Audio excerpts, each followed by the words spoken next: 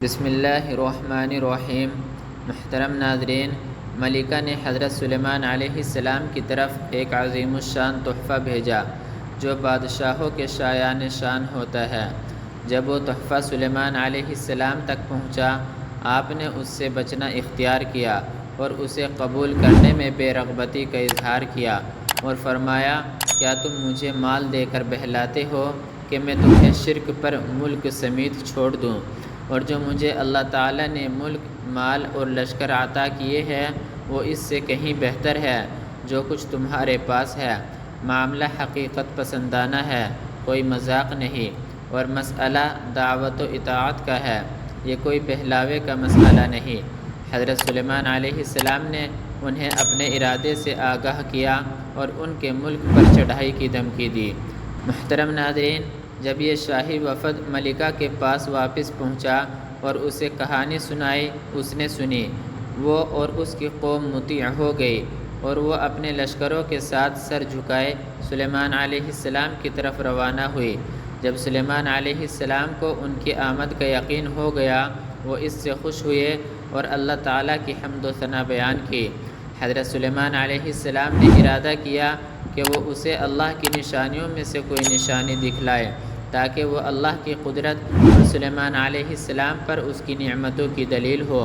آپ نے ارادہ کیا کہ اس کا وہ عرش جو طاقتور اور دیانت دار آدمیوں کے سپرد کر رکھا تھا حاضر کرے، تو اپنے سرداروں سے مطالبہ کیا کہ وہ اس کا عرش اس بڑے قافلے کی آمد سے پہلے لے آئے۔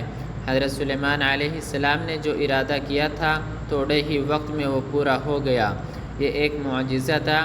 حضرت سلیمان علیہ السلام نے حکم دیا تو اس کی بعض علامات و صفات بدل گئی تاکہ آپ اس کی پہچان اور نگاہ کے ثبات کا امتحان لیں۔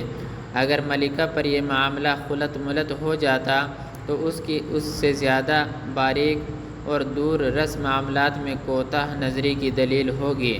محترم ناظرین، حضرت سلیمان علیہ السلام نے انسانوں اور جنوں میں سے معماروں کو حکم دیا۔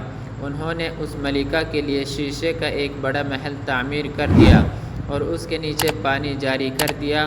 جو اس معاملے کی حقیقت کو نہیں جانتا وہ خیال کرے گا کہ یہ پانی ہے، لیکن شیشہ چلنے والے اور پانی کے درمیان حائل ہے۔ یہ ایک پختہ بات ہے کہ ملکہ کو اس کے پانی ہونے کا وہم ہوگا تو وہ اپنی پنڈلیوں سے کپڑا سرکائے گی۔ اس مقام پر غلطی واضح ہو جائے گی۔ اس سے اس کی کوتاہ نظری اور مظاہر سے دھوکہ کھا جانے کی عادت کا پتہ چل جائے گا۔ اور اس کی قوم سورج کو سجدہ کرتے تھے، اس لیے کہ یہ روشنی اور زندگی کا سب سے بڑا مظہر ہے جو کہ اللہ کی آیات میں سے ہے۔ اس سے اس کی آنکھوں کا پردہ ہٹ جائے گا۔ وہ پہچان جائے گی کہ جس طرح اس نے شیشے کو پانی سمجھنے کے معاملے میں غلطی کی ہے اور اس نے اپنی پنڈلیوں سے کپڑا ہٹا دیا، اسی طرح سورج کو خالق سمجھ لینے کے معاملے میں بھی غلطی کا ارتکاب کیا ہے کہ اس نے سورج کو سجدہ کیا اور اس کی عبادت کرتی رہی۔ یہ انداز 100 خطبوں اور 1000 دلیلوں سے زیادہ فصیح و بلیغ تھا۔